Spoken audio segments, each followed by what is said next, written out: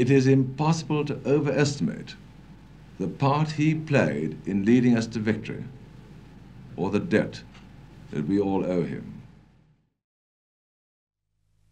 It was about the time that I joined the Navy as a small cadet in 1913 that I came to know Sir Winston Churchill.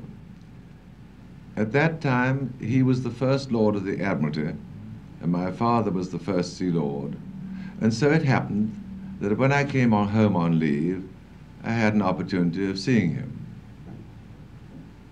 He was astonishingly kind to youngsters, and I remember the very flattering way he used to talk to me as though I were a fully fledged naval officer. At the outbreak of World War II, when Sir Winston came back to the Admiralty, I was at sea. I remember with what excitement the fleet received the signal, "Winston is back." Now we shall get a move on, everybody said. But it wasn't for some months until he became Prime Minister that we really got going. Unfortunately, as you know, a series of disasters on the continent had plunged Europe into the darkest period she had known for hundreds of years. France had fallen, and with her, Belgium and the Netherlands, while Norway and Denmark had been overrun, and we had only got our own forces back to this country with such great difficulty. It is true that the Nazis had committed the cardinal error of invading Russia, but her armies had reached the very suburbs of Moscow, and meanwhile the Japanese had not yet attacked Pearl Harbor, and there was no sign of the United States entering the war.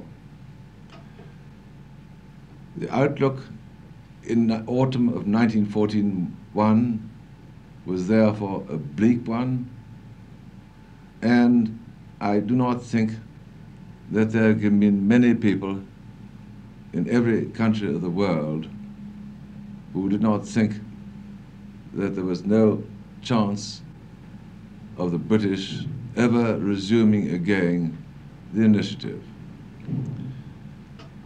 Not so Mr. Churchill, however. He not only clearly foresaw a time when we could regain the offensive, he was actively planning for it. In October 1941, when I was in command of the aircraft carrier Illustrious, the Prime Minister recalled me to report to him in London.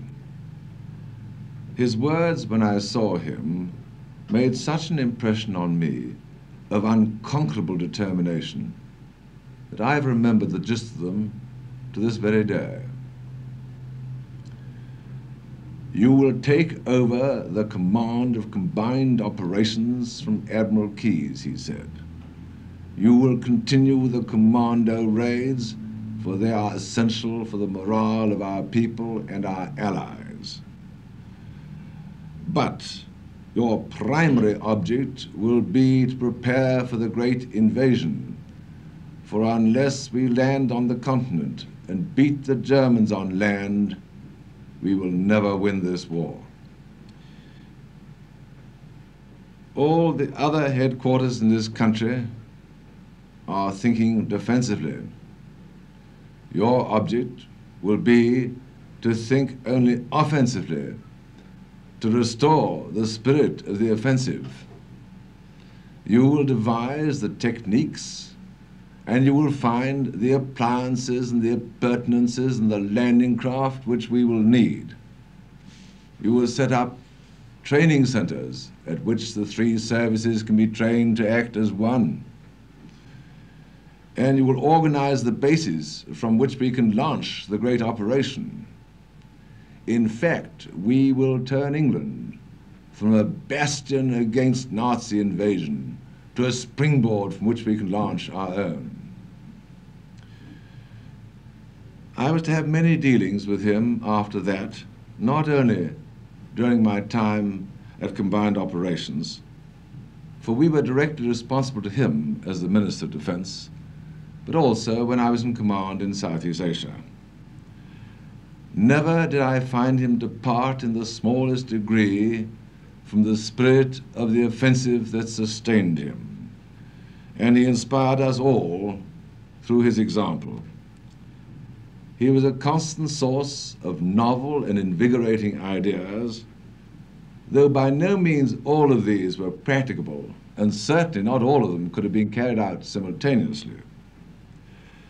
He was unfailingly open-minded and sympathetic to unorthodox suggestions which had not yet been tried out, put up by others. The effect of this great man's mind on us was to make us all think, to clear our own minds, so that we could adopt the best of the courses which he suggested. But at all times, he was first and foremost a dynamic and inspiring leader. It is impossible to overestimate the part he played in leading us to victory, or the debt that we all owe him. All of us who worked with him will miss him very much. No one more than I.